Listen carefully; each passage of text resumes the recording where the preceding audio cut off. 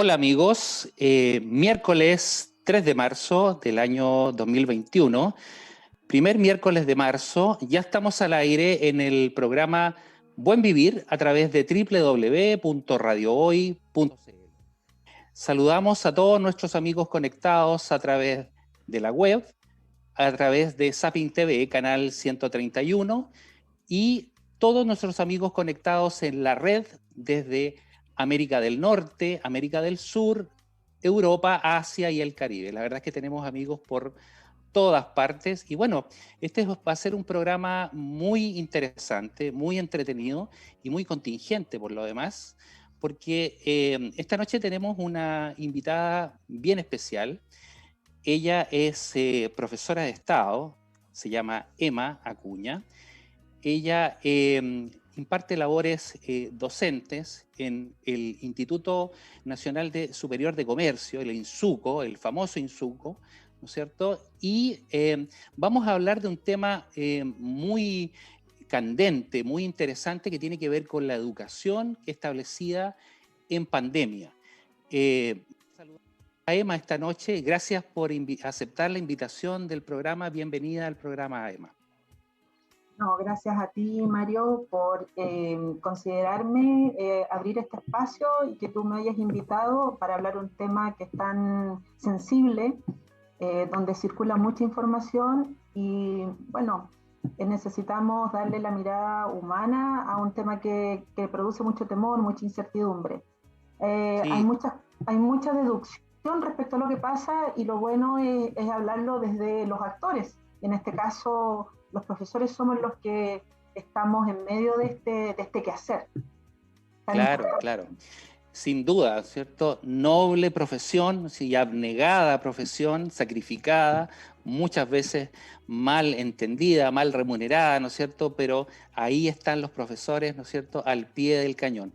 Y bueno, la verdad es que partimos efectivamente esta semana, el día primero, ¿no es cierto?, se inicia el año escolar en Chile, ¿no es cierto?, en todos los colegios de Chile.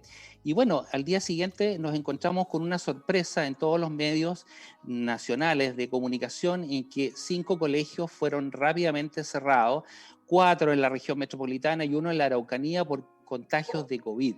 ¿Te parece realmente que estábamos preparados para iniciar este año escolar en el sentido de iniciarlo en términos presenciales? ¿Cuál es tu opinión al respecto? Bueno, yo voy a tratar de explicarlo de la manera más simple que se entienda. Lo primero, decir que se han instalado nuevos paradigmas para educar.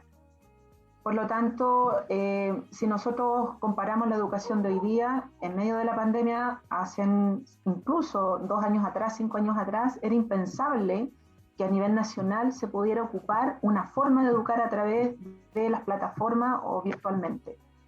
Nosotros no estábamos preparados para eso. El ser humano no está hecho para estar confinado. Entonces, desde ese punto de vista, la educación es muy difícil hacerla. Primero porque es un eje social fundamental en toda sociedad. Ahora, en Latinoamérica la educación es un tema muy sensible, en crisis siempre, porque ninguna reforma es suficiente como para dar respuesta a todas las problemáticas que surgen en las instituciones educacionales. Sin embargo, me tengo que referir de manera honesta y de acuerdo al diagnóstico que yo hago y el juicio, obvio, que las opiniones que yo voy a dar en este espacio son las que yo tengo, de acuerdo al estudio que tengo y de acuerdo a la experiencia también que tengo como profesora. A mí me parece que el país tenía buenas intenciones, porque los alumnos, independientemente que no pudieran, que no tuvieran las condiciones ideales para regresar a sus colegios, tenían una necesidad de volver a esos espacios que les devuelve también la etapa en la que están viviendo. Quizás un adulto puede estar en su casa haciendo el teletrabajo, ¿no es cierto?, porque tiene la madurez suficiente, porque tiene la necesidad de proteger a la familia, pero los adolescentes y los niños no. Los niños necesitan espacio, necesitan moverse, necesitan estar en contacto con otro. Entonces, ellos ignoran lo que iba a significar volver al colegio. Los adultos sí lo sabemos. Entonces, el país da un paso en ciego, siento yo.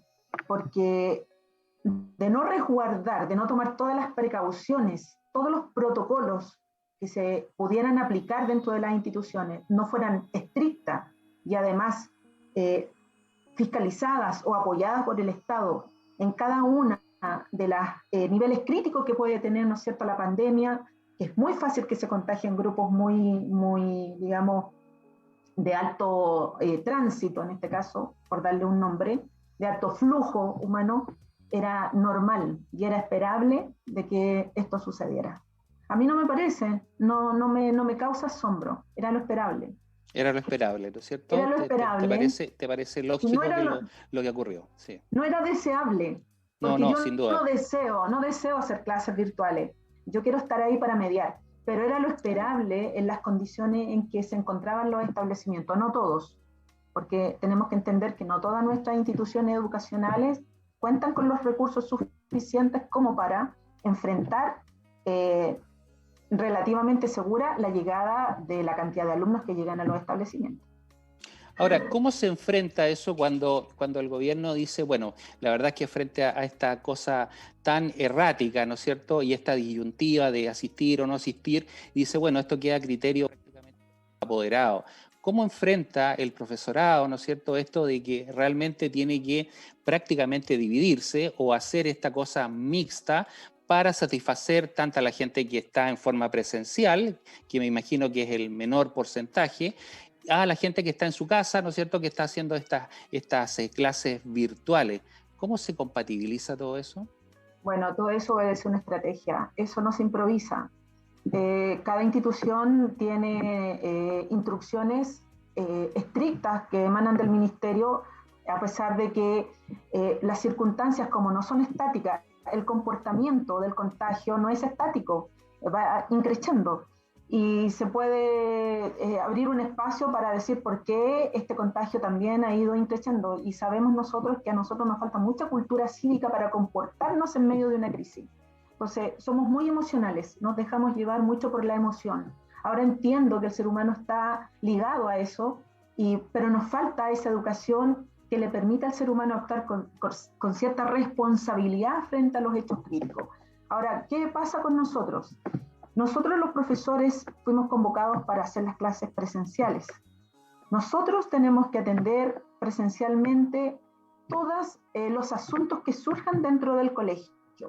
Sin embargo, para poder dar respuesta a la inquietud que tienen los apoderados y que es legítima, porque nosotros somos padres, yo tengo una hija grande, ¿no es cierto?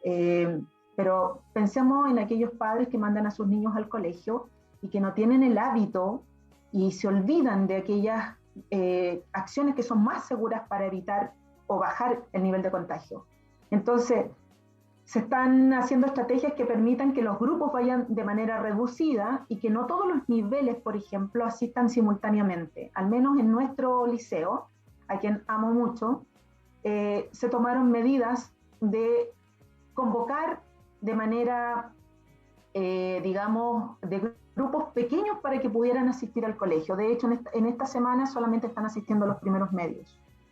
Y la siguiente semana van a asistir segundo, tercero y cuarto medio, o sea, no asistir, perdón, van a tener clases virtuales. Entonces, nosotros dentro del horario nos tenemos que dividir esta estrategia de estar presencialmente y una vez que nosotros, digamos, tengamos este espacio para hacer las clases, por decirlo, encapsuladas, tenemos que hacer una estrategia híbrida, que en este caso, como decías tú, presencialmente unas horas dentro del currículum que tienen las niñas y las otras horas tenemos que hacerlas de manera virtual, de manera tal de poder completar el currículum y abarcar todos los módulos o las asignaturas que tienen los alumnos.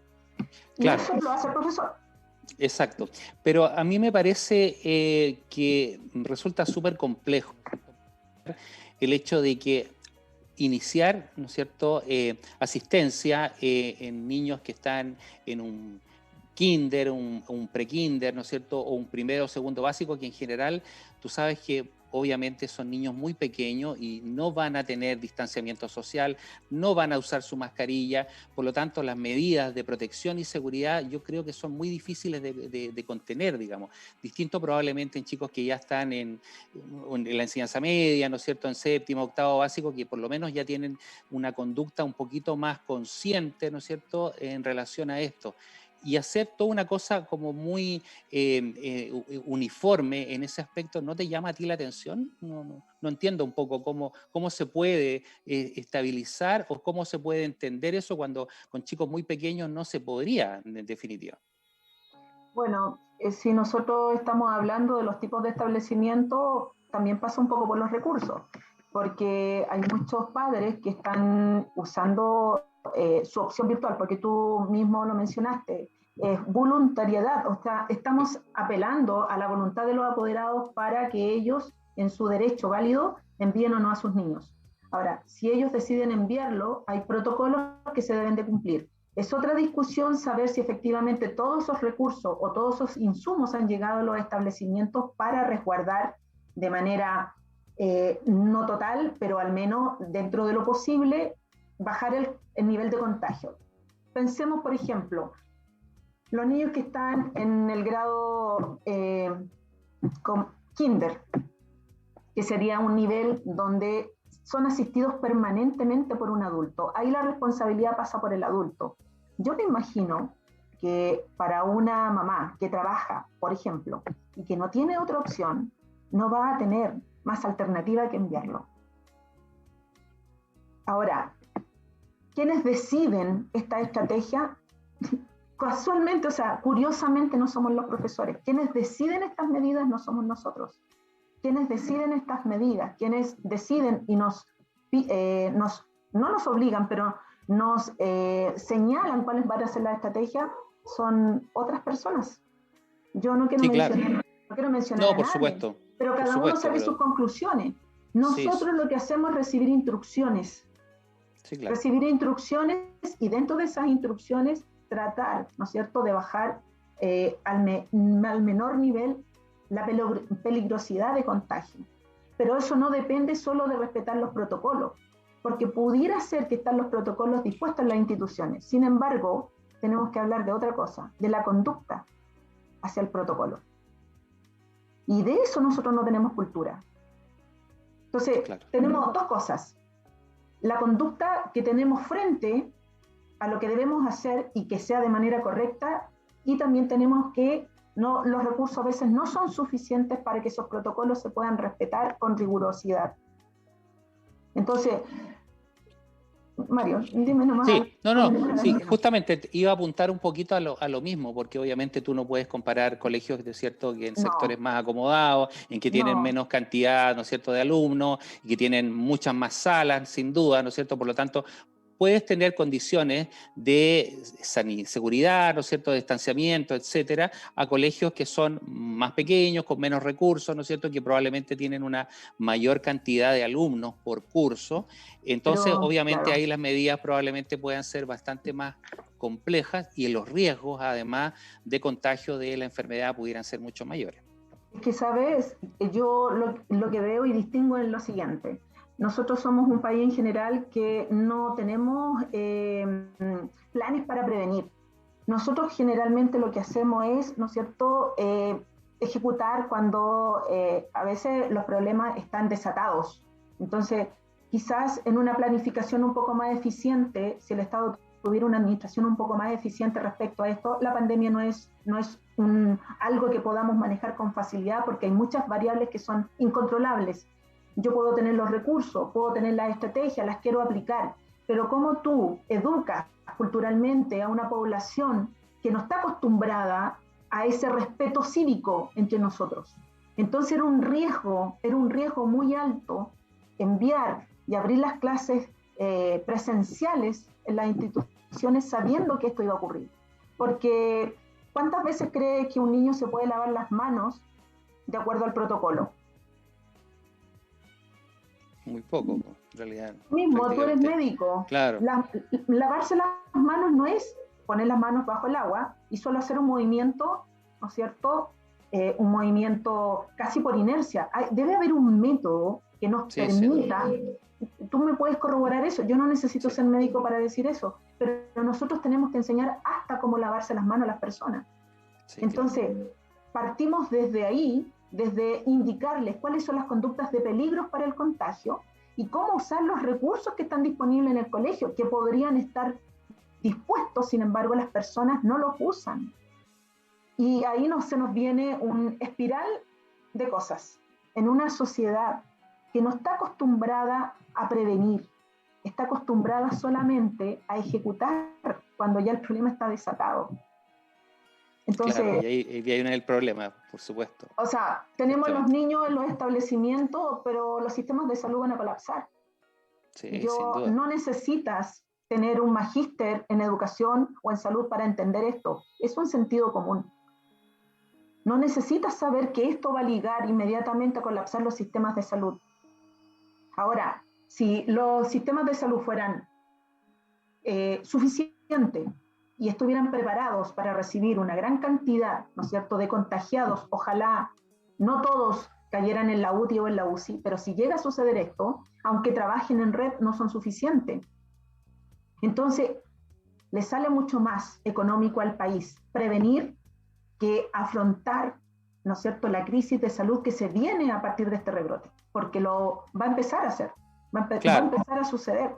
Exactamente. Bueno, por eso es que las políticas están enfocándose un poquito en relación a lo que tiene que ver con la inmunización, ¿no es cierto? Por eso se ha hecho todo este plan de vacunas y todo eso, que indudablemente está enfocado a la población adulta, ¿no es cierto? Acá los niños no tienen participación, no hay, ¿no es cierto?, una estrategia, no hay una planificación en relación a inmunizar a chicos aún.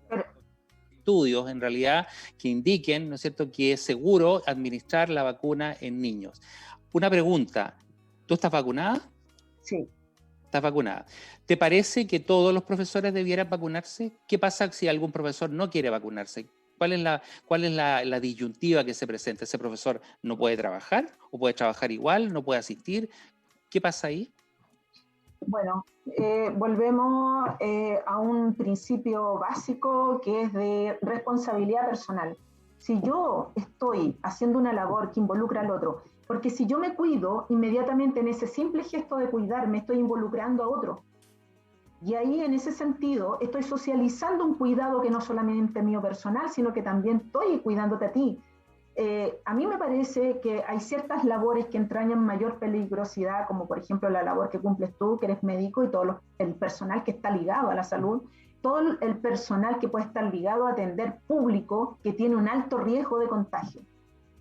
El colegio es un caldo de cultivo, porque nuestros niños no llegan en auto, por ejemplo, al colegio. Las mías, al menos no. Se transportan en sistema público. La probabilidad de contagiarse en un transporte público es altísima, aun cuando lleguen al colegio y se le apliquemos todos los protocolos habidos y por haber. Entonces el profesor, en un acto de respeto, debiera de vacunarse. Ahora, si no se vacuna, tiene que asumir la responsabilidad, pero es que no es un actor solo en solitario dentro del colegio. Una vez que tú pisas el terreno y los intramuros de un colegio, estás aceptando que vives en comunidad. Vas a ser una familia, ¿no es cierto?, que tú tienes que saber negociar, y la vacuna es una de ellas, porque te estás protegiendo, pero con eso proteges a otro también. Claro. Entonces, mi particular punto de vista es ese. El colegio es una comunidad, y cuando yo acepto vivir en esa comunidad, necesito entender que muchas de las voluntades mías no cuentan cuando las necesidades son superiores, ¿no es cierto?, en relación a mi punto personal de ver las cosas. Claro, porque hay un tema de responsabilidad también, como tú muy bien lo dices, ¿eh? O sea, ¿de qué manera, no es cierto, yo me cuido, pero también cuido al resto de la gente? Aquí es un concepto mucho más allá de protegerse uno, sino que proteger a todo lo que significa tu entorno, ¿no es cierto? Y tu entorno, obviamente, es tu campo laboral, y ahí están todos los chicos, están todas las familias detrás de ellos, ¿no es cierto? Entonces yo comparto plenamente tu juicio, que obviamente hay un tema de responsabilidad personal y una responsabilidad hacia la comunidad, hacia el resto de la gente, y sobre todo, ¿no es cierto?, hacia los niños, que obviamente son las personas con las cuales tú compartes en el día a día, prácticamente. Claro, porque si tu trazabilidad va a ser pequeña, ¿no es cierto? El desplazamiento que tiene un ser humano en un día y el contacto humano que vas a tener es mínimo, me parece que la vacuna voluntaria, como lo es en este minuto, bien, si quiero me vacuno, pero no es solamente lo que te pasa a ti con la vacuna, es lo que le puede pasar al otro si tú eres un portador. Sí. Un portador, a lo mejor no te va a pasar nada a ti, vas a ser asintomático, que son las personas, a mí me parece, las que mayor riesgo le implicaría a otro. Pero ¿qué le pasa al otro si yo estoy con otro? Y no con Ya, uno, sino que con varios.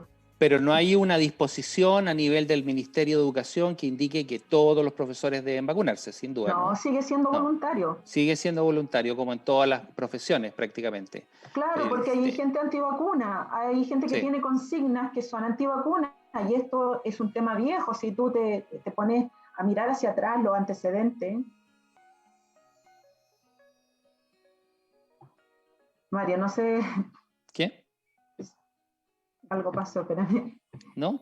No, sí ¿No? te veo, no, Perdón, nada, no pasó nada. perdón, Se perdón, es escucha bien que, también. Se escucha ya, y te ves perfecto, sí, no. claro, si tú analizas los datos hacia atrás, te vas a dar cuenta que la humanidad está llena de consignas, Sí, pero sí, si nos ponemos a estudiar de dónde surgen esas consignas, siempre son intereses absolutamente particulares. Ahora, hay estudios, por supuesto. Si nosotros respaldamos nuestra opinión con estudios y podemos probar científicamente que esa opinión con la que nos arrogamos, diciendo que es la verdad absoluta, y la podemos respaldar con ciencia, listo, bienvenida a esa consigna. Pero generalmente está basada en una emoción personal. Y esa emoción no sirve para educar, no sirve en la salud, porque ahí, ¿no es cierto?, los datos son concretos. Si alguien sí. se me contagia y tiene un sistema inmunológico deprimido, se me va a morir. Claro, lo que pasa es que en salud, ¿no es cierto? Todo funciona en base a cifras, ¿no es cierto? Y en base a estudios, Exacto. ¿no es cierto? Y que, bueno, tú sabes que en relación a lo que tiene que ver con las vacunas, porque obviamente no es una sola, sino Sí, que hay varias vacunas que se sí, están utilizando en este momento, hay una serie de estudios, ¿no es cierto? Pero son estudios que son a corto plazo, ¿ya?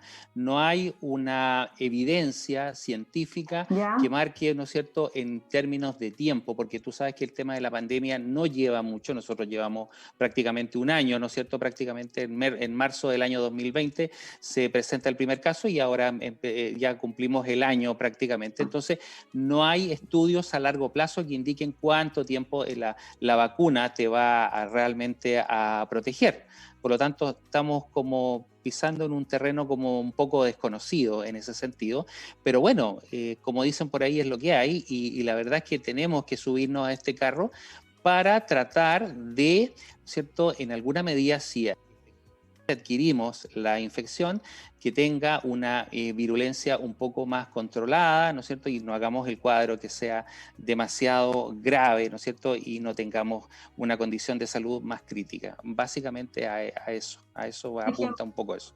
pero por ejemplo, tú, ¿estás vacunado? Sí, por supuesto. Yo tengo la ¿Qué primera te dosis. convence? ¿Qué te convence vacunarte? A pesar de que tu argumento, el que acabas de esgrimir, es legítimo y está dado desde la expertise que tú tienes en el área de salud.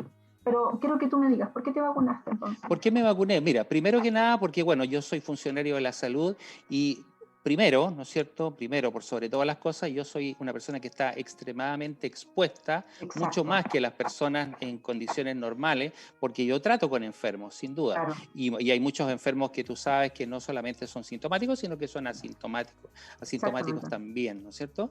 Por lo tanto, debo principalmente proteger y también proteger a mi familia, proteger a la gente que me rodea, ¿no es cierto? Y por otro lado también yo debo ser responsable en el sentido de que debo, ¿no es cierto?, tratar de adquirir esta inmunidad, digamos, que no sabemos por cuánto tiempo te va a proteger esta vacuna, pero de alguna manera, ¿no es cierto?, yo ser no un elemento que condicione tampoco la transmisión, debo, independiente de eso, mantener todas las medidas digamos, de protección, lavado de manos, cuidado de mascarilla, cubo facial, etcétera, todas las medidas de protección adecuadas para evitar el contagiar al resto de las personas. Y la inmunización, sin duda, que obviamente va a significar que probablemente también voy a estar un poco más protegido. Yo creo que es una razón súper válida, y eso es extrapolable a cualquier tipo de actividad, me parece.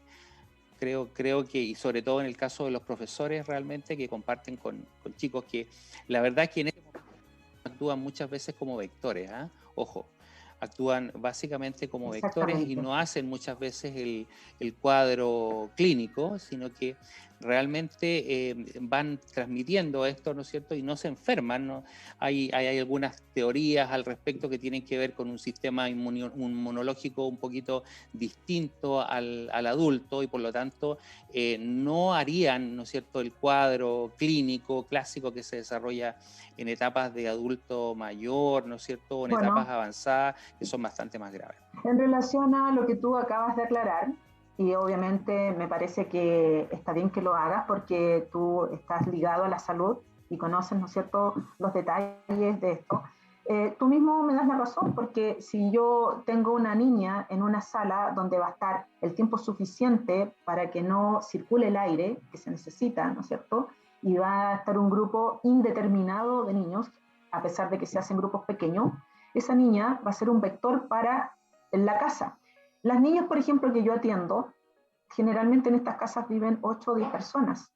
No cuentan con los dormitorios suficientes, no cuentan con los espacios suficientes. Por lo tanto, muchas de estas niñas viven con los abuelos.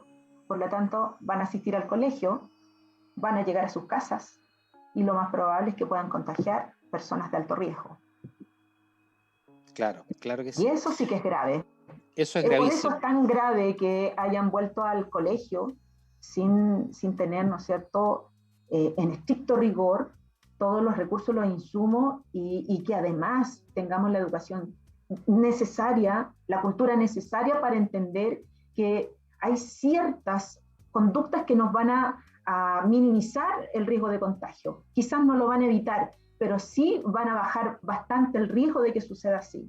Como por ejemplo, yo he visto personas sin mascarilla, he visto personas, por ejemplo, que se abrazan, que no toman su distancia, y en el colegio eso con mayor razón va a suceder. Si sucede en otro espacio, en este colegio va a suceder también, porque las niñas no tienen esta memoria de cuidarse. Ellas lo que hacen es darle rienda suelta a estas emociones de encontrarse con la amiga, de ir juntas al baño, a pesar de que estén ahí 2 guardias, ¿no es cierto?, controlando esa entrada al baño. En algún minuto del día no van a poder resistir no estar juntas. Exactamente. Entonces, esos elementos son los peligrosos. Exacto. Estamos en el programa Buen Vivir a través de www.radiohoy.cl y Sapen TV Canal 137. Y nuestro WhatsApp, el más 569-8728-9606, más 569-8728-9606. Esta noche estamos en vivo y en directo con Emma, con 2M, Emma Acuña, profesora de Estado, ¿no es cierto?, conversando sobre la realidad de los profesores y la educación en tiempos de pandemia. Emma, ¿se puede hacer educación de calidad en forma virtual? ¿Qué te parece a ti? Va a depender de las características del ser humano. Yo ahí no puedo dar una respuesta concreta y concluyente y decirte sí o no. Como es un nuevo paradigma, el hacer clases de esta forma va a depender del grado de investigación, de curiosidad, de interés que muestre el ser humano para aprender. Ahora, nunca, jamás un sistema virtual va a poder reemplazar la mediación que necesita la educación como principio fundamental. Las personas que educamos tenemos como principio fundamental la mediación, y las grandes escuelas del mundo ocupan esto, ¿no es cierto?, como un principio, como un pedestal. Quizás el recurso es dinámico, es rico en aplicaciones, los niños quizás puedan tener ciertas didácticas que son mucho más ricas en términos de agregar información. No así, ese espacio natural del arte de hacer educación que se produce en el aula. Porque yo me hago 2 preguntas y me hice una pregunta fundamental cuando elegí estudiar esto.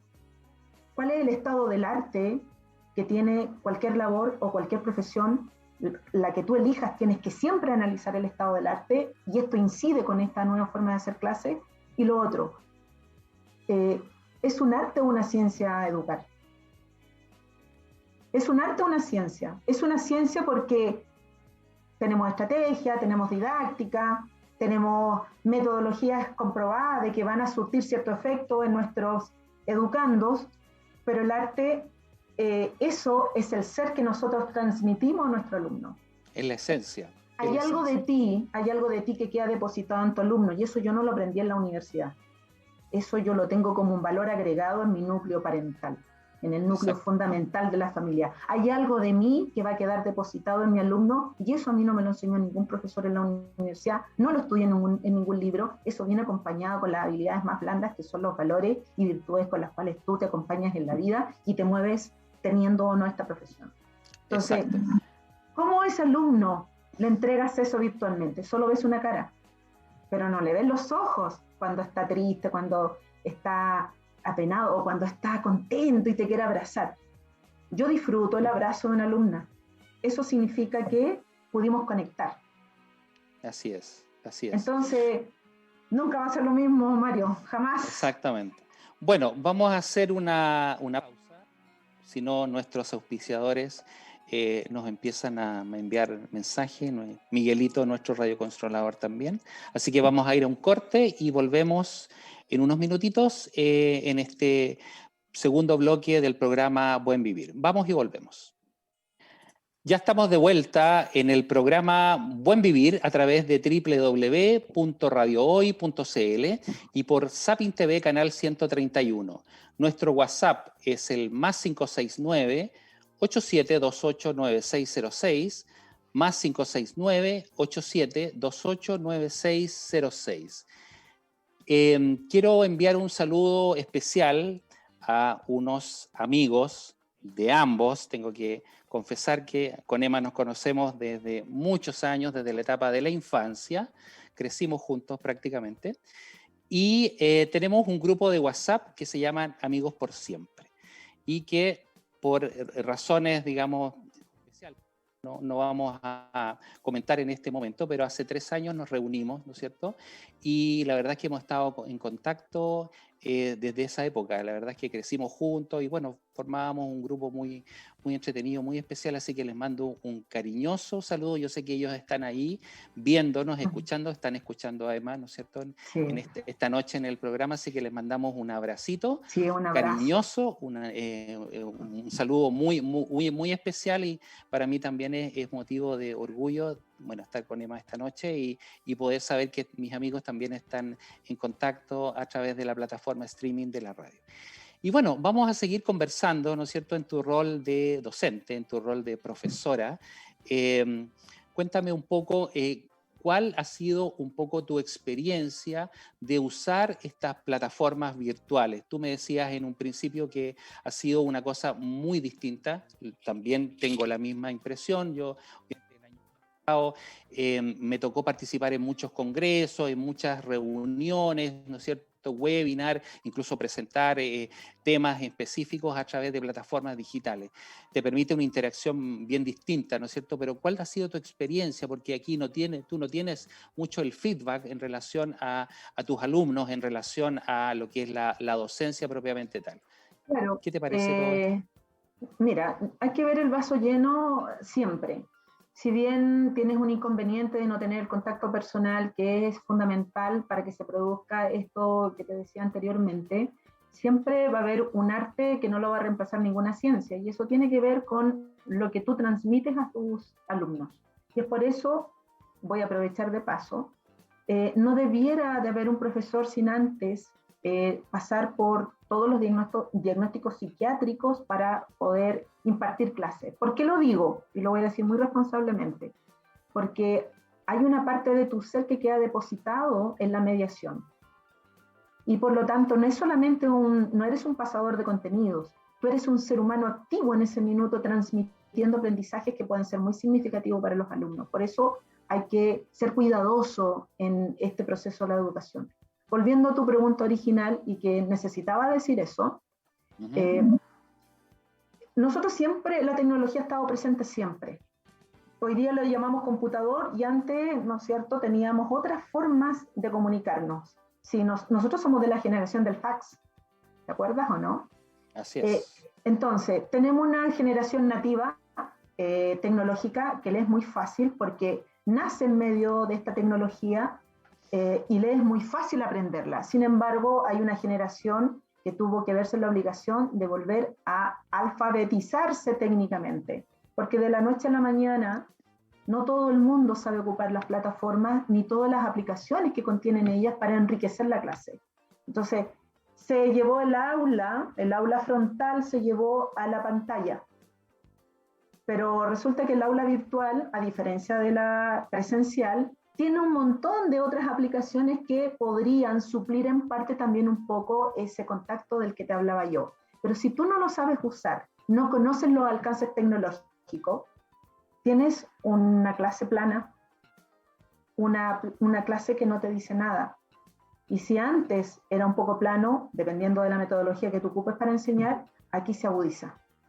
Entonces, el profesor en general, como es el único adulto en medio de adolescentes o de personas que dependen de ti, que están siempre con sus ojitos abiertos porque te ven como un modelo, el no poder conocer todos los alcances de las tecnologías es una limitante. Y hay otra cosa, el miedo que surge cuando viene algo desconocido.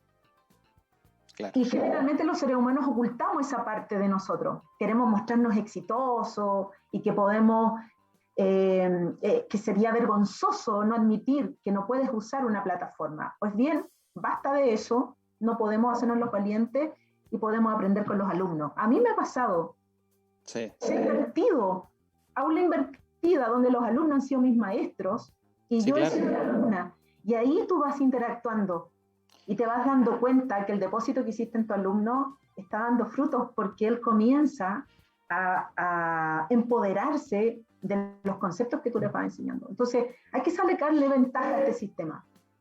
Sacarle ventaja. Claro, como tú dices claramente, exacto, como tú dices claramente, son de otra generación, ¿no es cierto? De la generación del teléfono, del celular, ¿no es cierto? De las aplicaciones, del WhatsApp, de toda esta tecnología que rápidamente, ¿no es cierto?, la van implementando. Uno viene de otra época. Ya todo esto es más lento. Y yo he conversado con muchos profesores que son mucho mayores que tú, digamos, y la verdad es que para ellos son muy, claro, lógico, son mucho mayores, porque yo normalmente mi población de pacientes son abuelitos y abuelitas. Yo generalmente veo solamente abuelitos y abuelitas en mi consulta, gente joven. Lamentablemente a mí no me visita, digamos. Yo veo gente mayor, no sé por qué será, digamos, pero bueno. Entonces, esta gente obviamente tiene ciertas restricciones y ciertos problemas para poder aplicar todas estas plataformas y para ellos significa un tremendo estrés y un doble trabajo prácticamente. Entonces se ven y muchos obviamente empiezan a estresarse, empiezan a desarrollar una serie de condiciones y enfermedades asociadas al estrés propiamente tal por todo esto. Lo que pasa es que te frustra el no poder tener la habilidad y el tecnicismo que se necesitan para dominar las plataformas. Pero también hay una responsabilidad personal como en toda la vida. Tú tienes que abrirte a los nuevos desafíos. Sí. No puedes quedarte paralizado por el miedo. El no proseguir significa que estás siempre en tu zona de confort. Y en la zona de confort no pasa nada, porque en algún minuto eso te limita. Tienes que salir de la zona de confort y descubrir lo que te queda por explorar. El ser humano tiene que tener esa capacidad de exploración, tiene que tener esa mentalidad curiosa. Y es por eso que hoy día nosotros tenemos también una carga superior, porque tenemos alumnos que han disminuido esa capacidad de ser curioso, investigativo, de explorar. Lo quieren todo prescrito, todo hecho. Estas plataformas tienen grandes alcances. Entonces, ¿por qué no aprender juntos? Porque si yo tengo un alumno que es aventajado, lo dejo ahí y que comparte este conocimiento con los demás. Entonces ahí se está produciendo esta interacción rica que tiene la educación, que no tiene que ver siempre con el currículum o tiene que ver con lo planificado, también tiene que ver con esa parte humana que lo hace más significativo aún. El aprendizaje significativo es cuando tú impactas a alguien. Y puede ser que esta charla, incluso que yo te estoy dando ahora, no le impacta a nadie, pero puede impactarle a uno. porque mostró interés. Y Claro. van a haber muchos significados del discurso nuestro que van a quedar absolutamente posicionados en el cerebro de una persona. Entonces, tenemos que salir de la zona de confort. Ahora, tiene otras ventajas. La familia también puede participar. La familia también puede participar. Si bien no es lo ideal, pero bueno, hagamos de esto algo que podría ser positivo. Yo tengo cursos donde las familias todas participan, la abuela, el papá, la hermana, y todas están apoyando a la alumna. Yo tengo una alumna, pero está toda la familia apoyando y están viendo in situ y en vivo qué es lo que dice el profesor y qué es lo que hace su hijo o su hija. Entonces, a mí me parece que eso es fantástico y eso no se lograría en el aula. ¿Te das cuenta? Tenemos que ver lo positivo dentro de lo que nos limita o nos paraliza por el miedo. Y se produce ese contacto con la familia, en la comodidad de tu casa, pero no todos tienen estos recursos. Entonces, estos temas, Mario, tienen los pros y los contras. Pero, ¿qué hacemos?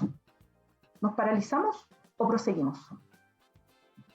Hay que seguir adelante y sobre todo creo que hay que adaptarse a los tiempos, ¿no es cierto? Hay que adaptarse Que a no las es lo mismo que condiciones que sean. resignarse. Que no es lo No, mismo no, no. No, no, en no, no. Hay absoluto. que adaptarse, obviamente, y tratar de, frente a la adversidad, superar y seguir avanzando. Creo que esa es como la Ahora, conducta más adecuada. es lo que yo recomiendo desde la parte humana. Es otra discusión qué es lo que pasa a nivel gubernamental, la brecha que abre esta forma de enseñar y esta forma de aprender, porque en una casa donde hay 5 niños y hay un solo computador o no existe uno, se abre una brecha donde van a haber alumnos que van a quedar absolutamente marginados de este sistema. Y es ahí donde me duele a mí, porque yo puedo verlo entretenido, pero también tengo que ser muy responsable en ver aquello que abre la brecha. Y a mí, en lo personal, como educadora, me duele. ¿Y Porque, cómo se visualiza eso? ¿Cómo se homogeneiza cuando tú tienes que evaluar, por ejemplo, gente que tiene un recurso y gente que no lo tiene? ¿Cómo tú puedes realmente evaluar en forma equitativa eso? bueno, va a depender mucho de la estrategia de evaluación que se empleen en cada establecimiento. Nosotros somos un liceo, yo voy a hablar del mío, porque desconozco las políticas locales que pueda tener otro establecimiento, la educación local que se llama y que está instalada en los establecimientos tiene que ver con la comunidad, con los significados que, digamos, con los cuales se identifica la comunidad. Mi colegio tiene una línea humanizante. Nosotros somos un establecimiento netamente humanizante. Nosotros priorizamos a la persona por sobre cualquier otra cosa.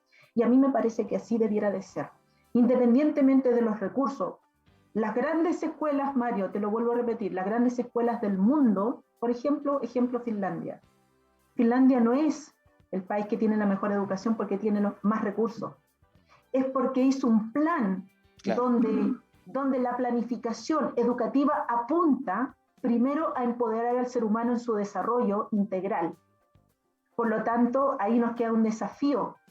Hay una cultura que goza de aprender, independientemente de los recursos. Y por defecto los recursos van a venir, porque un país educado es un país también desarrollado. Y ahí nos tenemos que poner meternos en otro plano, porque vamos a ver cómo se reparten estos recursos. Volvamos a Latinoamérica. Lamentablemente, en Latinoamérica las brechas son demasiado amplias. Queda en evidencia que van a haber alumnos que van a quedar marginados y fuera de las redes educativas. Y van a haber otros más aventajados que van a poder acceder a esta tecnología. Entonces, el desafío del Estado es que no exista esta brecha, que se acorten las brechas para que todos los alumnos, por ejemplo, en época de cuarentena, para no perder la continuidad de estudio, tengan las mismas oportunidades. Y no existe eso. Las oportunidades las empezamos nosotros a crear de nuestras propias estrategias. El profesor es un artista porque tiene que inventar, crear, tiene que creer, ¿no es cierto?, en que debe haber algo que siempre mejore algo en tu alumno, independientemente de sus recursos. Y ahí comienzas, ¿no es cierto?, a crear cosas. pero hay niños que definitivamente quedan fuera de estas redes. ¿Y cómo el Estado les devuelve eso? Si no les llega un computador, los recursos no son suficientes. En un discurso positivista, la gente va a creer lo que la hace sentir mejor. Yo puedo decirte, ¿sabes qué? Voy a enviar computadores a todos los niños de mi colegio, y si los apoderados, todos, al unísono, me estuvieran escuchando, van a creer que efectivamente yo estoy diciendo la verdad. El tema es que yo con eso gano tiempo, porque sé que en estricto rigor, cuando aterrice esta idea y vea cuál es mi realidad, eso no va a poder ser. Pero yo ya hice el curso, ya logré adeptos, ya fidelicé personas. Por eso hay que tener mucho cuidado cuando se trata de educación, porque tú transmites lo que crees. Transmites lo que crees. No es solamente el contenido, sino qué profundidad le das a ese contenido, con qué valor lo vas a agregar. ¿Le vas a agregar un valor a lo que enseñas? Claro, claro que sí. Son Oye, preguntas. y muchos hablan de que todo lo que tiene que ver con fenómenos de difusión y educación, ¿no es cierto?, a través de plataformas digitales, plataformas virtuales, nacieron definitivamente para quedarse. Todos los sistemas de educación a través de esta forma van a ser una forma, digamos, de educación que se va a mantener en el tiempo. ¿Tú crees que esto se va a mantener y se va a mantener por mucho tiempo? Obviamente más allá de lo que significa la duración de la pandemia, pero parece ser una nueva estrategia, ¿no es cierto?, que en educación obviamente va a permitir que estas formas, digamos, de difundir cultura, educación, ¿no es cierto?, se van a quedar en el tiempo. ¿Es tu percepción? Porque, a ver, no quiero ser un poco no reservada para contestarte esta pregunta, pero quiero ponerte en la siguiente situación. ¿Cuáles son los intereses que hay detrás para mantener esta forma? Siempre abaratar costos. Si yo viera que efectivamente va a haber un resultado impactante en el progreso, porque yo me voy a referir a la educación, si yo voy a ver un resultado impactante en un alumno y que voy a lograr un aprendizaje mucho más significativo que en el aula, sería pro virtual. Pero no es así. Pero no es así, ¿no es cierto? No eso quería que me dijeras. No es así. Eso quería que escuchar. Efectivamente no. No, porque nadie va a poder cambiar la figura del maestro, no del profesor, porque docente, profesor y educador son, para mi gusto, 3 niveles de compromiso en este proceso de la educación completamente diferentes. Entonces, no, nunca va a ser lo mismo, porque si tú no le agregas valor a un contenido, es un contenido que se va a quedar igual que en un depósito en el banco. Puede ganar o puede perderlo todo, pero si tú le agregas un valor significativo desde la riqueza del desarrollo humano que puede provocar ese contenido y que lo asocie, ¿no es cierto?, a una acción social en forma inmediata, el alumno inmediatamente aprende eso, porque lo puede llevar a una conducta real. Claro, porque tú estás traspasando tu experiencia también en ese sentido, ¿no es cierto? En esa entrega de información, tú traspasas también parte de tu experiencia. Como lo dice, pues, imagínate, si yo soy profesora y hago la clase de manera estática, no ocupo mi lenguaje kinésico y no gesticulo, estoy restándole impacto y creación a ese contenido. Pero si yo ocupo toda la riqueza que tiene el ser humano para contactarse con el otro y la educación solamente el pretexto para estar juntos, yo lo voy a hacer desde mi creencia propia. Por eso es delicado que un profesor, ¿no es cierto?, haga clases, porque va a transmitir lo que también cree. ¿Cómo transmito este contenido? ¿Cómo le enseño matemática a este chico? ¿Se lo enseño con rigor? ¿Con un golpe?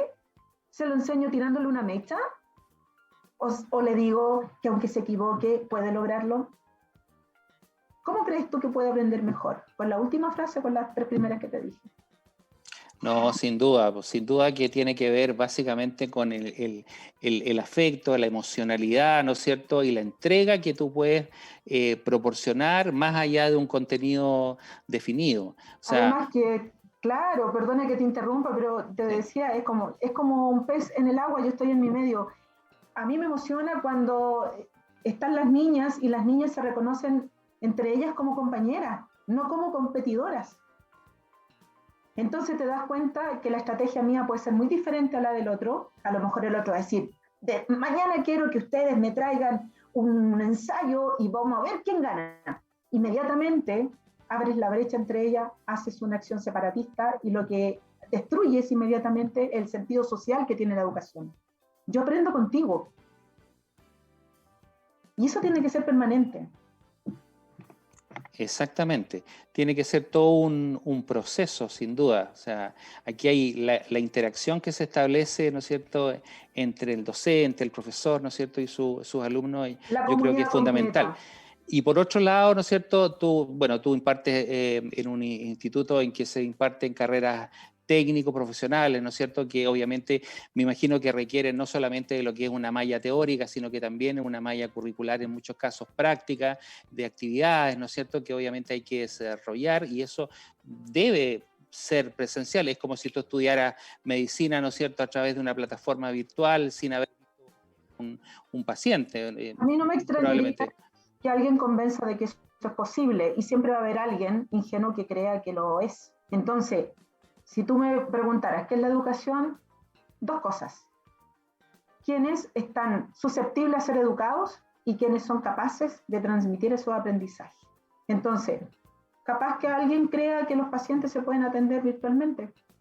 No, sin duda, sí. Claro, La verdad es que, mira, pero uno mira a través de plataformas como YouTube, ¿no es cierto? Y como una serie de cosas que, claro, la gente dice, mira, yo aprendí esto en YouTube. O sea, la verdad es que frente a lo aprendió eso, parcialmente. ¿Sabes por pero qué? claro, lo miró, pero no lo aprendió realmente, lo Lo que, observó, ¿no es cierto? Lo miró, claro, pero realmente el tener la expertise, el desarrollar y vivir la experiencia, ¿no es cierto?, de determinada técnica, eso tú no lo puedes hacer a través de una imagen, lo que eso pasa es que hay que YouTube, vivirlo. claro, YouTube no digo que no se pueda aprender nada, pero la mediación es mínima y la Sí, educación tiene como principio fundamental la mediación y hay un elemento que media eso, que es la evaluación. La evaluación media eso. Si no está presente la exactamente. evaluación, ¿no es cierto? La educación es como arrastrar un muerto, es como arrastrar un Exactamente. muerto. Entonces, para que nosotros podamos lograr esos preciados aprendizajes, que créeme de verdad que distan mucho del plan curricular en relación a lo que efectivamente el profesor hace en el aula, siempre el significado, el significante va a estar ligado a cómo la comunidad se mueve y qué es lo que quiere lograr y qué escuela quiere hacer. Entonces, nosotros en nuestro liceo tenemos una línea humanizante, preparamos para el mundo del trabajo. Entonces, las competencias en este caso tienen que estar súper bien entendidas y además deben de reconocer el mercado fuera de los muros del colegio. ¿Cómo me muevo en el mercado con competencias que me da un liceo técnico profesional? El Exactamente. sistema educativo educa para quién. ¿Educa para Claro. quién? Porque la educación es la estrategia más fundamental que tiene un país, porque desde ahí se van a levantar las idiosincrasias, las filosofías y las culturas de un país, los hábitos, Exactamente. los valores, y Claro. por eso es tan peligrosa quien la da. Exactamente.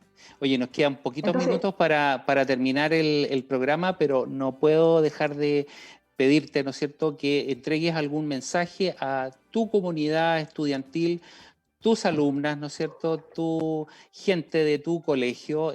¿Cuál es tu mensaje en relación a lo que significa este año 2021 y esta forma de enseñar, ¿no es cierto?, que probablemente durante este año la vamos a vivir de esta manera probablemente? ¿Cuál sería tu mensaje?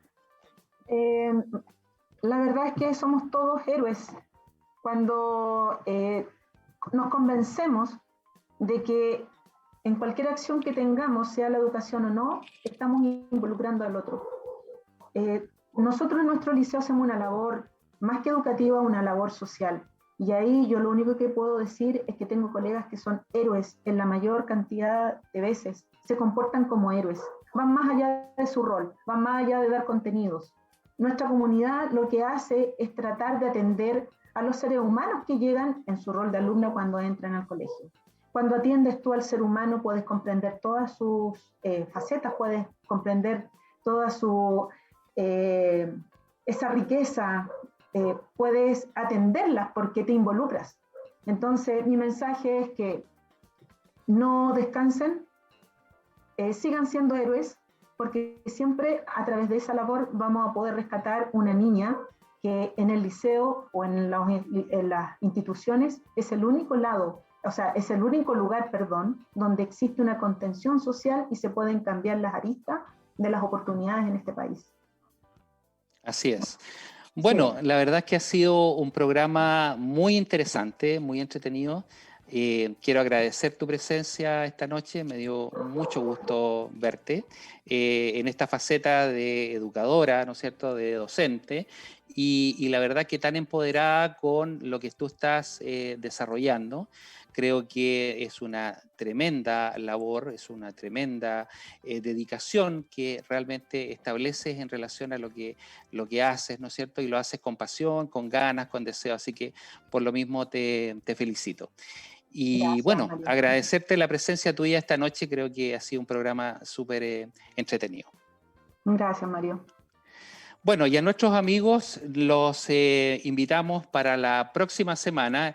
En 7 días más estaremos en contacto con ustedes, disfrutando nuevamente de este magazine, ¿no es cierto? Este late que ya se ha de nuestra plataforma streaming de la radio hoy, todos los miércoles de 21 a 22 horas en el programa Buen Vivir. Nos vemos en 7 días, si Dios así lo quiere. Buenas noches.